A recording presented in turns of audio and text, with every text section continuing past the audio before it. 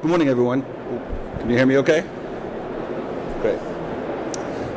My name is Sean Doherty. I'm the Director of Operations at Betfred.com, and this is John Reay, who's the Head of Digital Strategy for Aqueduct. And today, we're going to take you through a presentation, as we said, Making Gaming Personal on Betfred.com. What we'd like to talk to you a little bit about today is the overall process we're going through on Betfred.com towards personalization and customization. And then also talk to you about the importance of the technology or mix of technologies that we're using, as well as getting a good implementation partner. Hence why John and I are presenting today. So just a quick overview. I'm going to talk to you a little bit about who Betfred.com is, a little bit about the company, a brief overview of the online gaming market, and then we'll dive into the really important bits as far as personalization is concerned, the process, what do we know, the technologies that we're using, some tips on that, and then what's next. So Betfred was founded by Fred Doan back in 1967 when he had his first shop in Salford. Now he has 1,350 shops, and Betfred.com is obviously the digital arm for the retail Betfred. The online business is located in Gibraltar with significant presence also in the UK, in Warrington and in Wigan. We have over 150 staff just in Gibraltar alone, and our product offerings range from sportsbook, casino and games, poker, lottery, bingo, virtual sports, and the such. We also have a dedicated mobile team located in Manchester, and as I said before, in Wigan we have a significant IT structure that exists there of several hundred folks. So just to touch on the online gaming market a little bit, it's obviously a pretty lucrative market here. Estimated in 2012, a little over 1.7 billion in revenue. It's a highly regulated market in the UK. Doesn't necessarily make it that regulated in other countries. Very, very competitive. What's really difficult, and where we'll talk a little bit more about this, where personalization comes into effect for us, is that in essence, all of these brands, these online brands, whether it's Betfred.com, it's William Hill, it's Ladbrokes, Paddy Power, what have you, we all pretty much offer the same thing. So I'll get to a statement a little bit later about how we differentiate ourselves. Betfred, surprisingly enough, is only 3% of the UK market as far as sports betting and online gaming is concerned. So we see personalization as a real opportunity for us to continue to expand our market share. So again, we'll talk a little bit about that and how we're going to go about that in a few minutes. We also have our sights set on some of the emerging markets, which is going to be US, South America, and Asia. But again, that's all dependent upon regulation and when that comes into play. And the online gaming industry also, and the sportsbook makers and the online properties, they have a pretty wide reach that most people probably don't realize. That obviously we see in football sponsorships. There's a lot of media sponsorships. There's a lot of white labels that are going on out there. There's literally thousands of white labels, and hundreds of these can be owned by one of the sportsbook makers, as well as an extensive affiliate network of tens of thousands that only exist to drive traffic to our sites. So it's important that when we do get that traffic to our sites that we're able to keep these people and do something with them and extend the lifetime value, obviously to get as much as we can from them. And one of the, probably not so surprising to most people, is that mobile is now making up almost 40, very quickly coming up on about 50% of the revenues for the online space, again, within this industry. So going back to saying all things being equal in this industry, when we've all basically got the same products, we have the same third-party partnerships, what's going to be our point of differentiation? Fred built his business on customer service. He always talks about when a customer walks in the door, pay attention to who they are, pay attention to what they're doing, pay attention to what it is they might be looking for, try and anticipate their needs, walk up to them, talk to them. Well, we're adopting the same philosophy online. We have the technology, multiple technologies, as we'll talk about in a few minutes, that can actually look and see when you come in to visit on our site, what are you doing, what are you looking for, where are your interest areas. We start to use that information to hopefully provide an experience that's more relevant to you.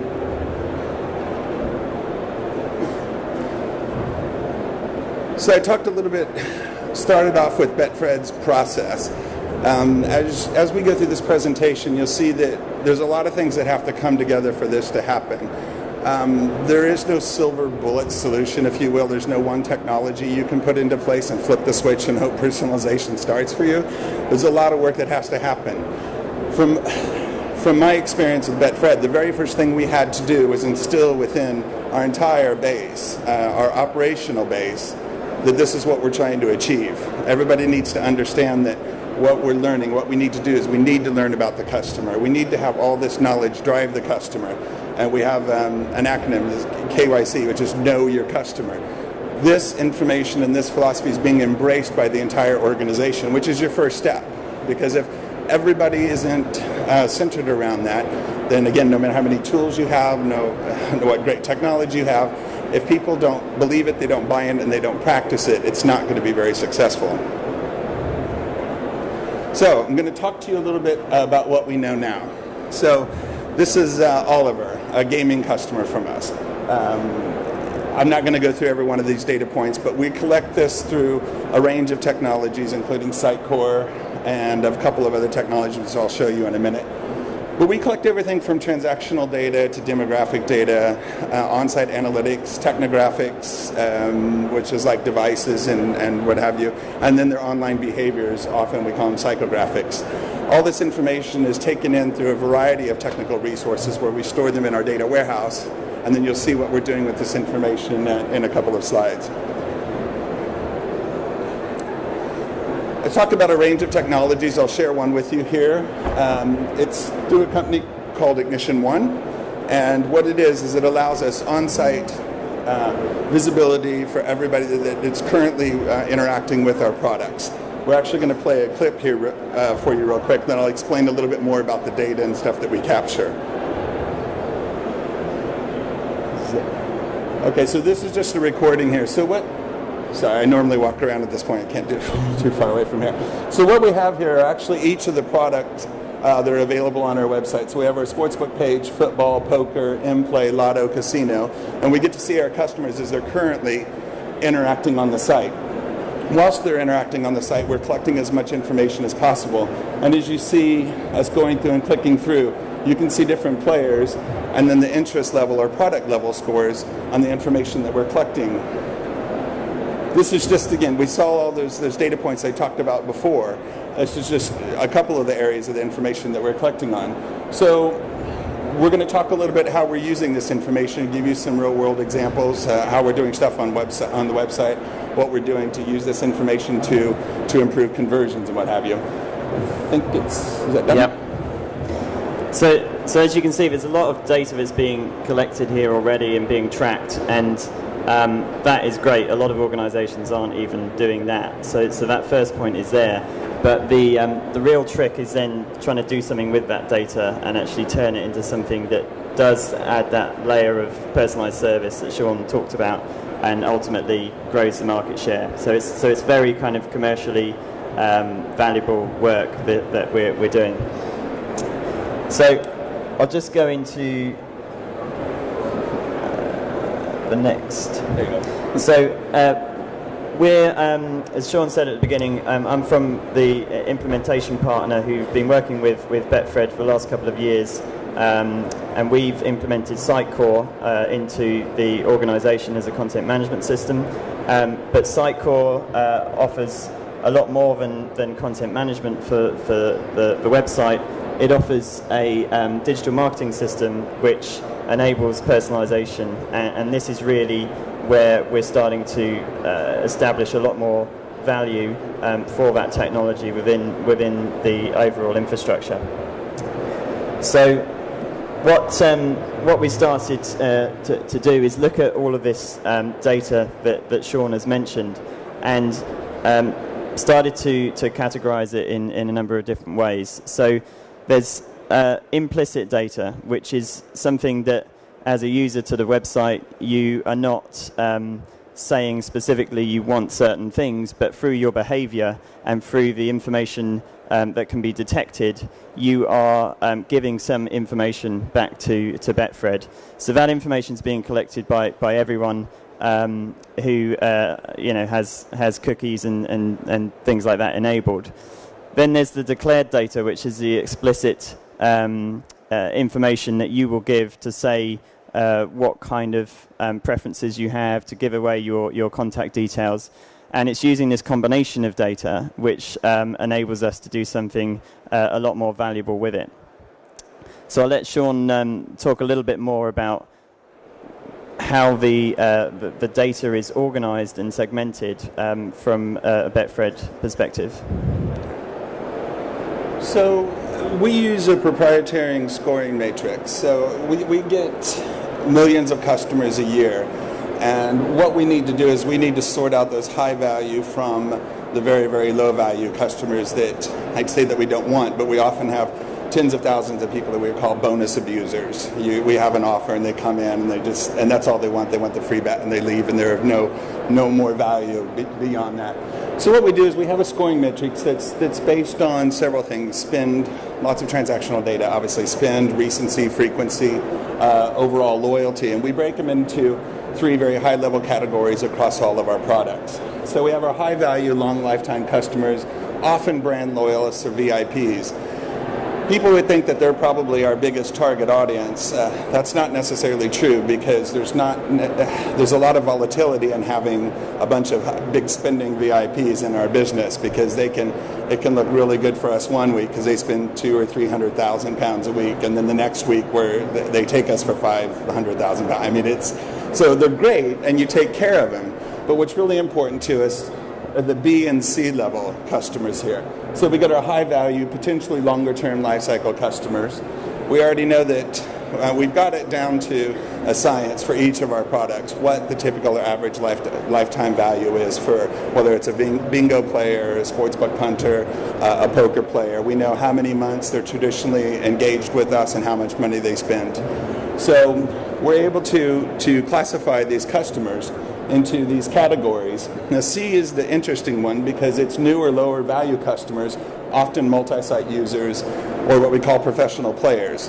And this is a really critical part for us, where we need to use this data to understand their behaviors, because it can move them in obviously one or two directions, down to the D level, which, as I said before, like our bonus abusers, the people we know we're not going to be making any money off of, or do we have the opportunity to start migrating them up into our higher category levels, into the B, and then ultimately into the A. So I think, John, you're going to talk a little bit. We're going to give you some examples here from a sportsbook customer, a casino customer, and then a new customer, what we're using some of this data for. No, it is still me. Sorry about that. So talking about our current customers, our overall objectives when we started this was to enable website personalization from a design and content standpoint, obviously to increase the overall lifetime value of these customers, target and refine our CRM activities, target and customize marketing efforts. Everything I've been talking about so far is Betfred.com and the website, but this information and this philosophy of understanding our customers, what needs to drive all of our activities. So it's just not on-site behavior, it's not just on-site content, it's also all of our CRM activities, it's also all of our marketing activities, whether that's above the line type stuff. We do a lot of TV. All this information is used to fuel those plans. Also cross-sell opportunities. A lot of our very valuable customers are not just product-centric. They actually spend quite a bit of time in sportsbook and maybe in casino or maybe in poker. And we also use that data to identify potential customers that may be good cross-product opportunities to promote them into another area. Obviously, we use this information to increase consumer feedback, engagement, and at the end of the day, we also use it for one of our, arguably our most important groups in the business, which is our customer services.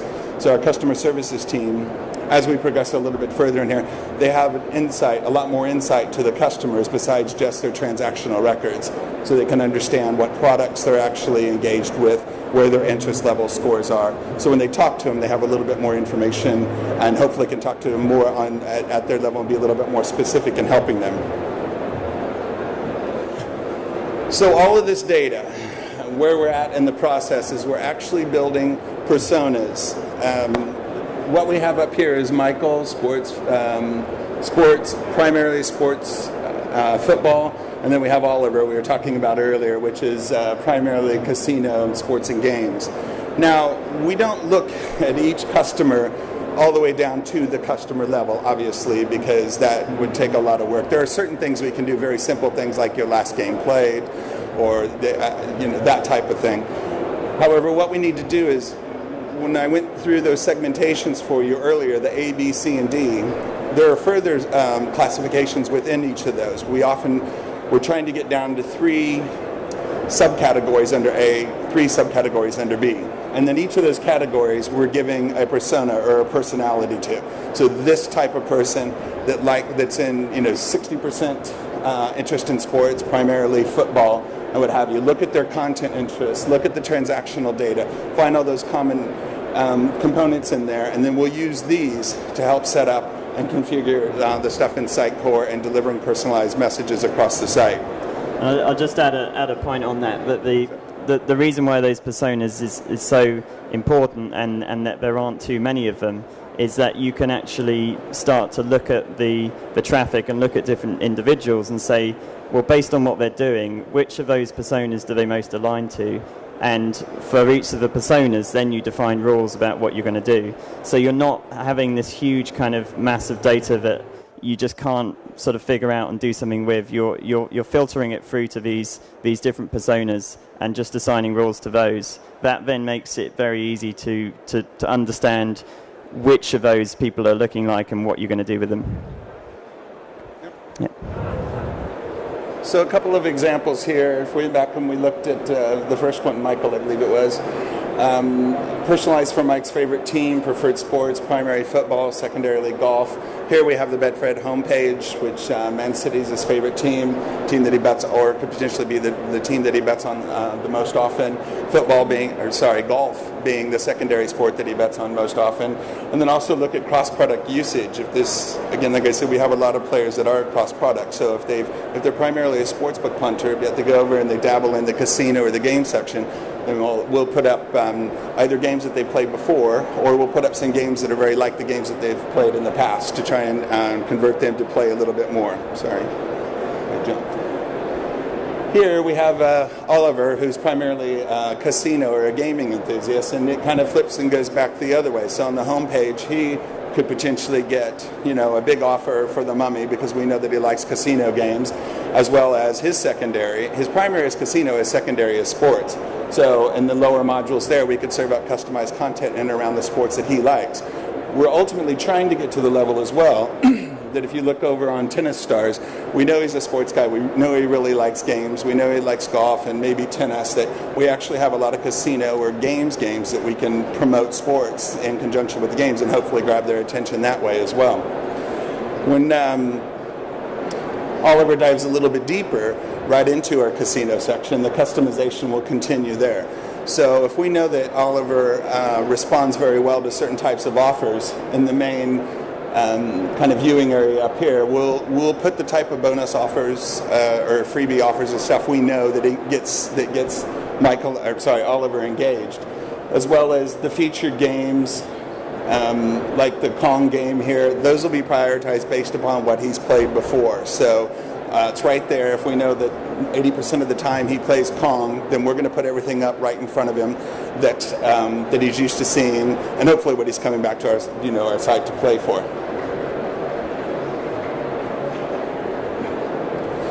Now, our new customer objectives are a little bit different. We need to find out, obviously, number one is to increase customer conversions as much as possible. In order to do that, we need to gain as much pre-shopping knowledge or pre-site behavior knowledge as we can. We'll also talk a little bit about enable keyword personalization and then implementing the scoring profiles and personalized messaging and offers that we were talking about earlier. So here's an example of the keyword searching. So if any of you were to go and look for King Kong on there, searching on Google or Bing or whatever your favorite search engine might be, and you're looking for King Kong slots and it came up and you came to Betfred, we'd pass that information through, so when you hit the home page, you don't need to go looking any further for that. You wouldn't have to dive down into the casino necessarily or into the game section, that we would put it up there and hopefully put an enticing enough offer for you if you weren't a current customer to join, or if you were, to get you to engage with the game.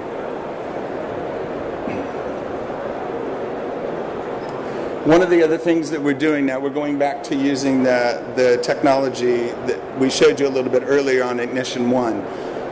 What we've done is we've set up a program around registration. So if you're a new customer and you come to our site and you hit the registration page, or you've gone shopping around the site, you've looked at casino, you've looked at sports, what have you, and then you hit the registration page, we know that it takes an average of 2 minutes and 37 seconds for the average person to complete their registration.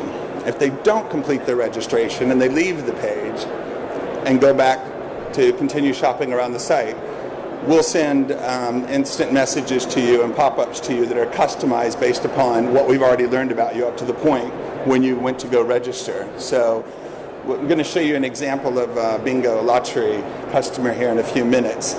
But if you had come to our site and you spent time looking at a bunch of football bets, you went to our registration page and you didn't convert, then if you're still within the site, and often when you're trying to leave the site, we'll hit you with a pop-up that's customized around the football that you were looking at with an offer, hopefully, that will entice you to continue to finish your registration.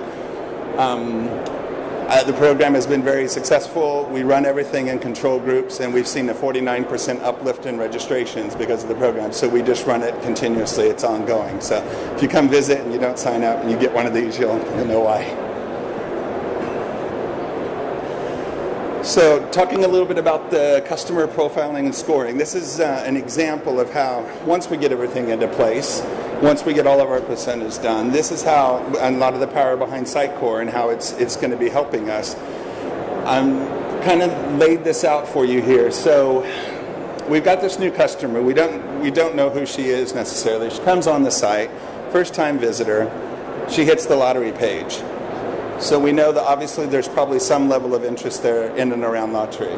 So her profile score goes up a little bit. She hits the bingo page. Okay. So we know from our experience and the personas that we're building, she's gone to the two of the softest products, often the products that people don't consider to be gambling. So that very quickly starts to segment and put her into that category for us. Then she goes back to the lottery page, so that scores her a little bit higher on the lottery page. Then she decides to look at the promotions. Okay, she's a serious shopper. I mean, she's not just on there looking at great creative and looking at the opening offer there. She's actually diving down to find a lot more about our product. At that point, that's where we're going to start triggering customized messages across the site. So if she were to go back to the home page, we would replace that and put up lottery offers, secondary bingo offers, and then whatever else we may have up there at that time. So as that continues, she'll continue to build up that score.